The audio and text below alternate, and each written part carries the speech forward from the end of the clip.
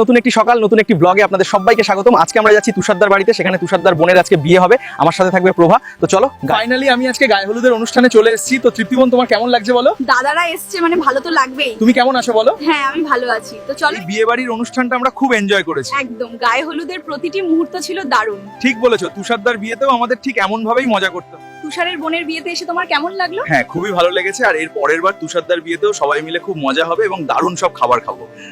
আমরা একসাথে বিয়ে বাড়ি অ্যাটেন্ড করলাম, খুব মজা করলাম। তোমাদের কি মনে হয়? খুব মজা হয়েছে তো? হ্যাঁ হ্যাঁ, খুব মজা হয়েছে। চলো এবার সবাই মিলে গিয়ে চিকেন পকোড়া খাই। এই বিয়ে বাড়িতে এসে তো খুব মজা হলো। চিকেন পকোড়াটা জাস্ট দারুণ ছিল, আর খাওয়া দাওয়ার কথা তো আর নাইবা বললাম। সবকিছু মিলিয়ে আজ রাতটা জাস্ট এক কথায় অসাধারণ।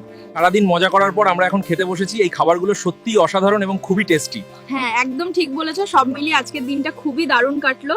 শুভ সন্ধ্যা বন্ধুরা, আমার সাথে কে আছে বলো তো? হ্যাঁ ঠিকই চিনেছেন, এটা হলো পিসির ছেলে, ভাইরাল ভাই। দেখুন এরা দুজনেই কত হাসছে, একদম খুশির আমেজ।